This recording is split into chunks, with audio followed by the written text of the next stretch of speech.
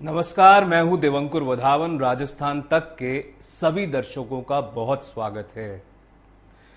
राजस्थान के राजनीतिक गलियारों में इस समय एक असाधारण सी शांति बनी हुई है।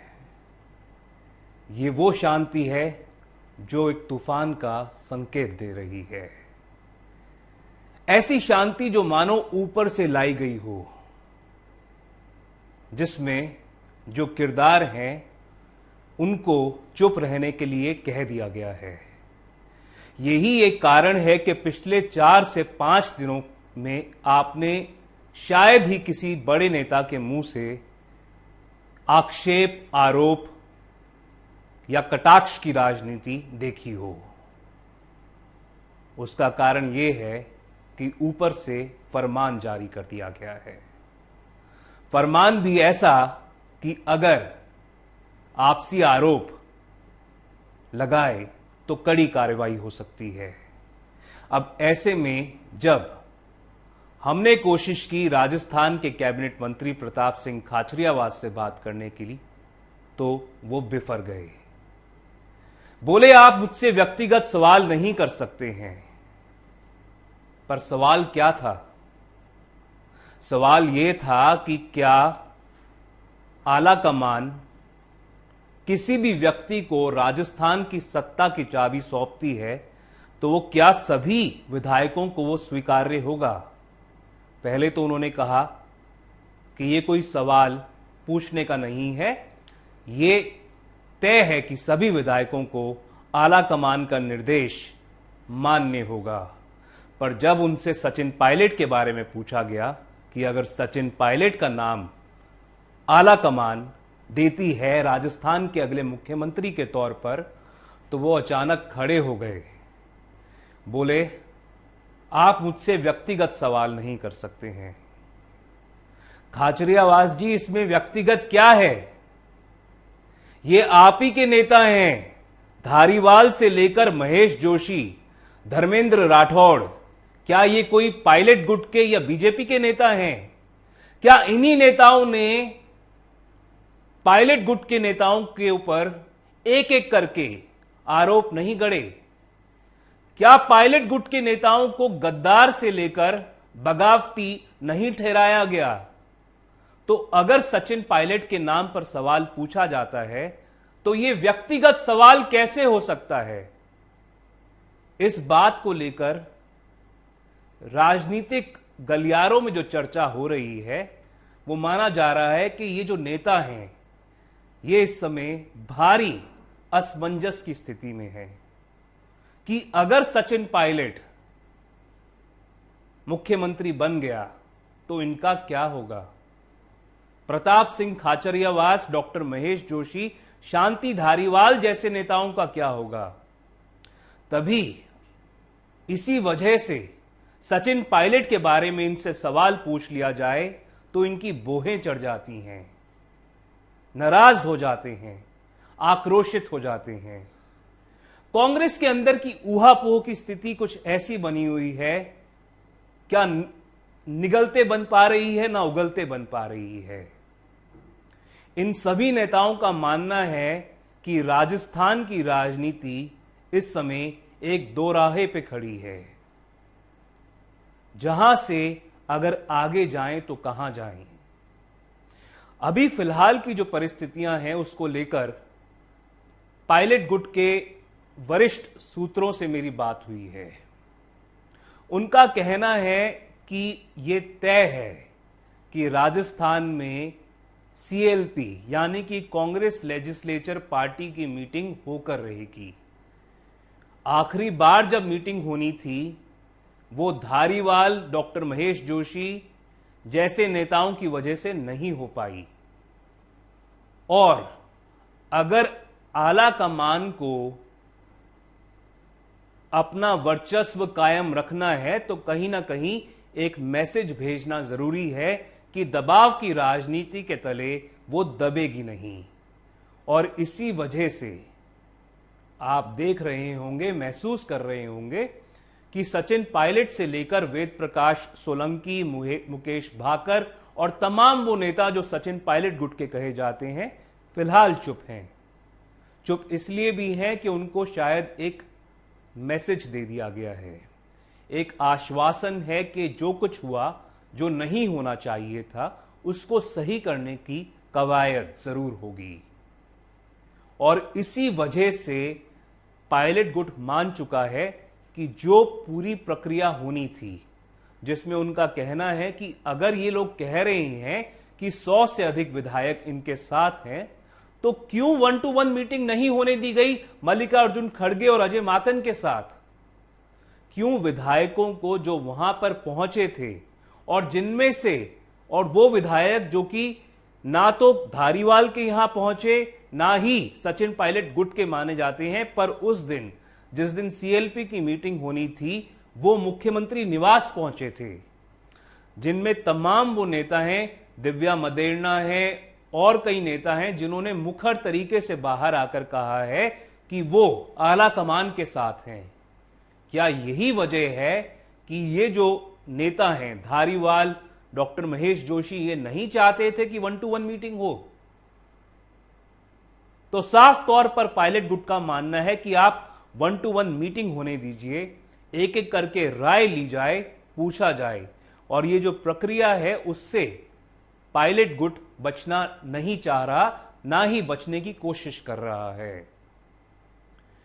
देखिए, राजस्थान की राजनीति जिस तरह की अधर में इस समय पहुंच चुकी है, उससे लग रहा है कि अब कांग्रेस के पास बड़ी ही लिमिटेड सी ऑप्शंस हैं। एक ऑप्शन यह है कि जो हो रहा है वो होता रहे, अशोक गहलोत राजस्थान के मुख्यमंत्री बने रहें। अब ऐसे में कई राजनीतिक विशेषज्ञों, सारी राजनीति को समझते हैं राजस्थान की, कई विशेषज्ञों का मानना है कि ऐसी परिस्थितियों में कांग्रेस की अब तक की सबसे बुरी हार हो सकती है 2023 में, अगर अशोक गहलोत मुख्यमंत्री बने रहते हैं तो। आपको याद होगा, पिछली बार 21 विधायक चुन के राजस्थान से विधानसभा में गए थे 2013 में कांग्रेस के। क्या 2023 में यह नंबर घटकर सिंगल डिजिट में आ सकता है? कई विशेषज्ञों का मानना है कि ऐसा मुमकिन है, जिस तरह की परिस्थितियां बनी हुई हैं, अगर वैसी परिस्थितियां आगे बनी रहें। दूसरी एक ऑप्शन यह है कि सचिन पायलट को बागडोर दे दी जाए। सचिन पायलट अशोक गहलोत की जगह मुख्यमंत्री पद का कार्यभार संभालें और जो कुछ बदलाव वो चाहते हैं उसको लाया जाए। इस बारे में सचिन पायलट बार बार कांग्रेस आलाकमान से बात कर चुके हैं, कह चुके हैं कि भले ही वो 2013 हो या 2003 हो, जब जब कांग्रेस सरकार में रही है राजस्थान में पिछले 25 साल में, उसके बाद वाले चुनाव में अपने आप को रिपीट नहीं कर पाई है। और साफ तौर पर सचिन पायलट का कहना है कि अगर इसको बदलाव की तरह आगे बढ़ाना है, अगर इसमें बदलाव लाना है, तो जरूरी है कि परिवर्तन हो। वो परिवर्तन हो सकता है जनरेशनल चेंज, नेतृत्व परिवर्तन के रूप में, चेहरे के परिवर्तन के रूप में, पर कहीं ना कहीं कुछ ना कुछ बदलना जरूरी है पायलट गुट के मुताबिक, अगर राजस्थान में कांग्रेस के पास एक चांस होना जरूरी है अगले चुनाव से पहले। इसके अलावा एक ऑप्शन जो रहती है वो ये है कि अगर गहलोत गुट के विधायक अड़ जाते हैं और सचिन पायलट को मुख्यमंत्री के पद पर काबिज होते नहीं देखना चाहते हैं, पर आलाकमान ये मन बना चुकी है कि सचिन पायलट ही राजस्थान के अगले मुख्यमंत्री होंगे, तो ऐसे में हो सकता है कि सभी कांग्रेस के गहलोत गुट के विधायक अपना जो पद है वो छोड़ने के लिए तैयार हो जाएं, विधानसभा को भंग कर दिया जाए और दोबारा से चुनाव हो। ऐसे में राजस्थान की जो राजनीति है वो एक अधर के स्थिति से गुजर सकती है, जिसमें आगे क्या होगा शायद किसी को पता ना हो। पर ऐसी परिस्थितियों में कांग्रेस को मान लेना चाहिए कि वो एक तरह से बीजेपी को वॉक ओवर देने के लिए तैयार हो गई है, क्योंकि जिस तरह की परिस्थितियां अभी बनी हुई हैं, अगर कांग्रेस अपना घर नहीं संभाल पाती है तो वो कैसे उम्मीद कर सकती है कि वो अगला विधानसभा का चुनाव जीत जाएगी। इसके अलावा एक चौथा ऑप्शन है जो कि अभी राजनीतिक गलियारों में हाल फिलहाल में डिस्कस होना शुरू हुआ है। इस ऑप्शन के तहत यह हो सकता है कि अशोक गहलोत, जो कि इस समय अड़ गए हैं कि वो मुख्यमंत्री का पद इतनी आसानी से नहीं छोड़ेंगे। अगर आप उनके पिछले 2-3 दिन के बयानों को सुने, जब से वो दिल्ली से वापस लौटे हैं सोनिया गांधी से माफी मांगने के बाद, जिस तरह की परिस्थितियां बन गई हैं, उसको देखकर लग रहा है कि अशोक गहलोत मुख्यमंत्री का पद किसी भी हालत में आसानी से सचिन पायलट को देने के लिए तैयार नहीं है। अब ऐसे में चौथी ऑप्शन यह हो सकती है कि अशोक गहलोत 2023 विधानसभा चुनाव तक कंटिन्यू करें, पर सचिन पायलट को राजस्थान के अगले मुख्यमंत्री पद के दावेदार के तौर पर कांग्रेस प्रोजेक्ट कर दे, जिसका मतलब यह है कि 2023 में चुनाव में जाने से पहले कांग्रेस का मुख्यमंत्री पद के लिए चेहरा या उम्मीदवार सचिन पायलट हों। ऐसे में कई विश्लेषकों का मानना है कि कांग्रेस की स्थिति थोड़ी सी मजबूत हो सकती है, पर बीजेपी के मुकाबले वो फिर भी काफी कमजोर है। देखिए, केसी वेणुगोपाल ने एक बात कही है।